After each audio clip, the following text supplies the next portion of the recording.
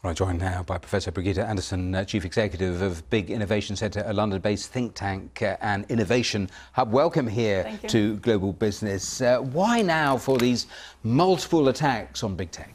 Well, I think really that we are maybe getting a little bit fed up with them. It might have been we peak in terms of tolerance towards them, but maybe not in terms of their size and what they're doing.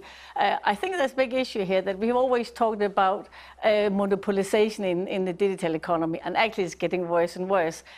Some of these major tech giants, they are now bigger than countries. Amazon, which we talk about here, are bigger than Kuwait with an oil economy. And we also have like Google and Alibaba and Tencent and the rest. And they're very, very big. So that's one major aspect. The sheer size are bigger than countries.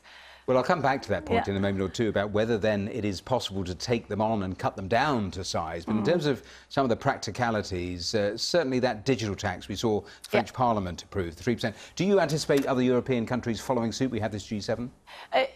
I would think so, yeah, because I even know that in the United Kingdom and some other countries, they are talking about a digital tax. So they might follow suit. The effect of it might not be what we think it will be, but they will follow suit. But personally, I think that my view is that it's not the tax or the tax avoidance that have been growing them so big. It's actually the data governance, it's the fuel, it's the oil that has been using. That's why it's been growing. So the tax, higher tax, of course, will have an impact on a reallocation of profit, but not really maybe the growth and the size. You talked about data, which brings me to the Amazon story. How significant that particular European investigation? I think that's very significant. I think the issue with data is that it has been the wild, wild west. We have shared our data, but not always known how it's been used. And there has been a lot of law and regulation about data protection, but not data use. And we need to get it right. We can see both in China, United States, and Europe how they have different attitudes to its data use. And of course, all of those fears that you talk about have fed into those hearings in Washington about the cryptocurrency and Facebook. We saw the questioning and some of the alarm yesterday, and we were looking at that on the programme yesterday. But in terms of what I said to you earlier, what is the realistic chance of some of these big giants being actually cut down to size in some way or greater regulation? Do you think the chances of that really have increased? I think that they can only be cut down in size if we get competition, and we do that actually through data regulation.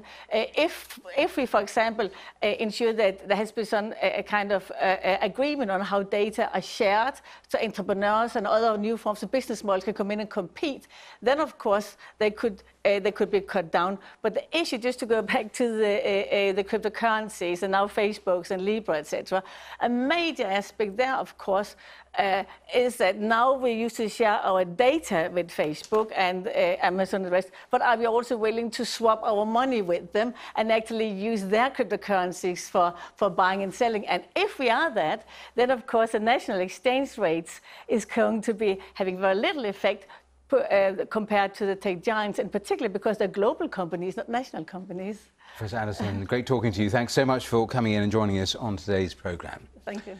Now let's turn to other stories making the business headlines this hour. And Google has suspended Viagogo as an advertiser after claims that touts resale tickets at inflated prices on the